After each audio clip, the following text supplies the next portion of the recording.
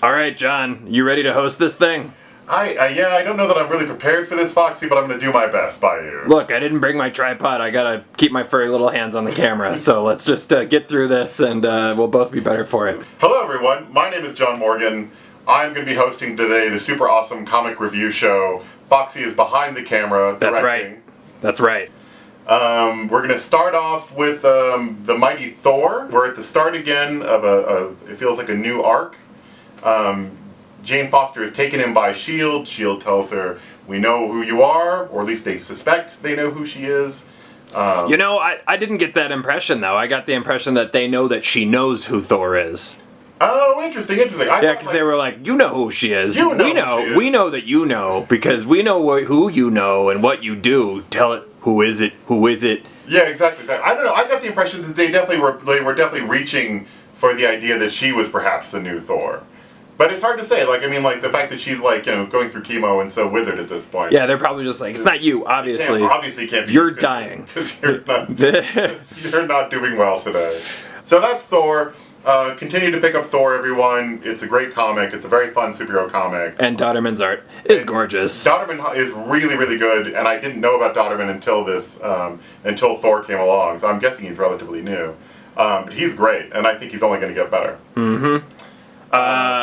I know you didn't read this, John, but let's just get out of the way the fact that I read Autumnlands and you haven't. You didn't put it in my giant pile. You put everything else in my giant pile, but you didn't put Autumnlands. Yeah, well, I'm not going to make you talk about any of the big two books that you had less fun with. Way less fun with. But let us just say, very quickly, Tell me about it. Autumnlands was the best thing I read this week. Oh, thanks, man. I'm glad to know that out of the huge pile you gave me, Autumnlands was not in there. And tell me why it was so good. What was so good this episode? Benjamin Dewey and Jordi Belair continue to make it the most beautiful thing that you could put your eyes on.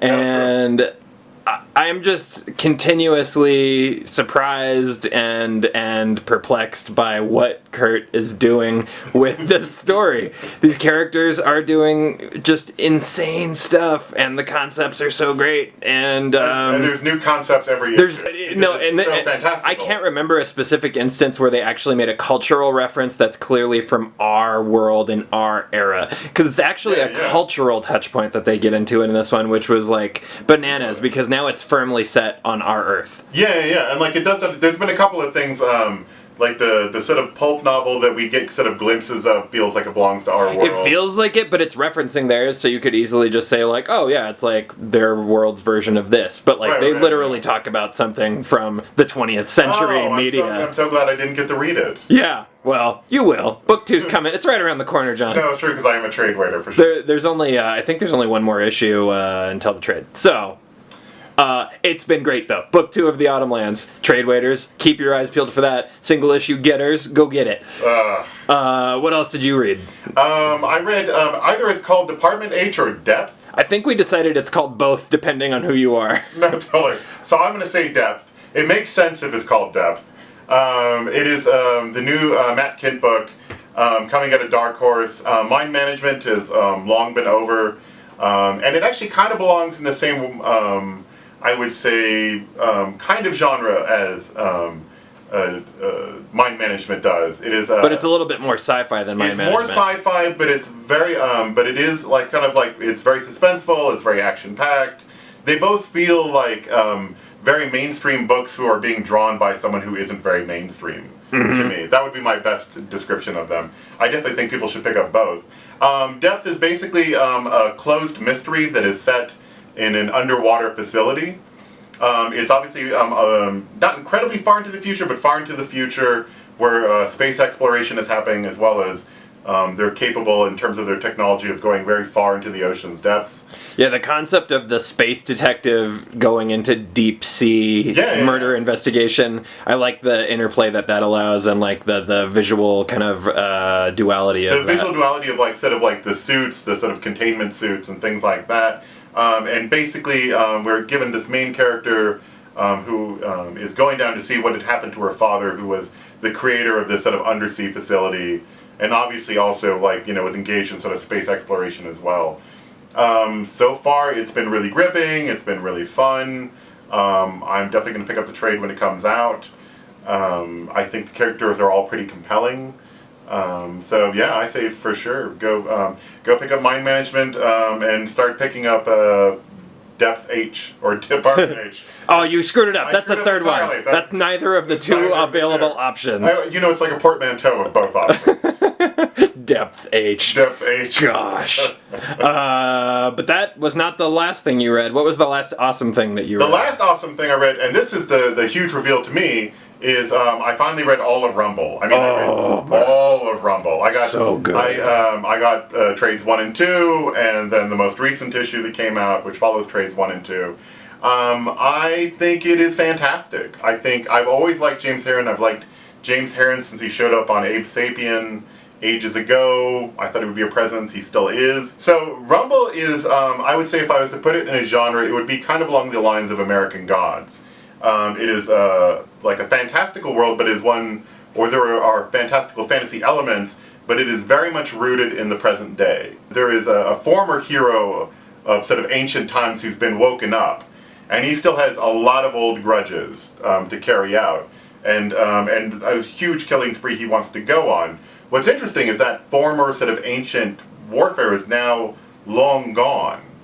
And so what he is doing is essentially going out there and stirring the pot of this ancient war that has sort of been put to bed a long, long time ago. And the war is between gods and demons. Essentially gods and monsters. But it seems like they're kind of they're very part similar. of the same... Yeah, it's very difficult to tell between sort of gods and monsters, and they both have actually different sort of names than gods and monsters. Mm-hmm. But that's where I would sort of place them. There's two main, or sort of three main human characters that we sort of follow along with. The main one is Bobby, who is a bartender, and kind of a bit of a nebbish as far as like personality goes. And he comes across this sort of, reincarnated god who's now being reincarnated into the body of a scarecrow, and is going currently on a killing spree. And I like Bobby because Bobby, in no way, shape, or form romanticizes the violence he's seeing around him. And at first, I think when people first got tuned into the comic, he seemed kind of a weakling character. But really, he just comes across as a guy who's pretty practical and pretty pragmatic, and he really doesn't see the purpose of all of this killing, and if it's good for anything whatsoever. Although he does frequently sort of step up and help out when need be. I do like this world very much because, like, whenever you hear questions of like sort of ancient battles or sort of cosmic disturbances or whatever that is, like you always assume it's going to be good versus evil. It doesn't feel like good versus evil. No, this is all grays. There's a huge amount of gray to it. There's a huge amount of characters who are being pulled into the fight who never wanted to take part in it from either side. And it feels kind of like conflicts we have, which are kind of like, we'll say the Israelis versus Palestinians, where there's some stuff in this book that's clearly just racism. Yeah, and clearly so much back history that both sides should probably let it go, but they can't because they, on either side, they have huge amounts of history of having been wronged. So the fact that you have like very funny sequences, very thought-provoking sequences, a huge amount of action, is proof to me that like everybody should be reading this comic right now. And I don't know, I'm pretty impressed with John Arcudi. He seems to get better every year. And yeah, Arcudi is capable of the entire emotional spectrum in this one story. Yeah, exactly. And it bounces around. Like in one issue, you will go from choked up to cracking up. Yeah, exactly. So give Rumble a try, folks. You definitely need to be on board for that one. Well, that's the comic review show. That's the comic review. That's it. All right, bye guys. Bye. Have a good one.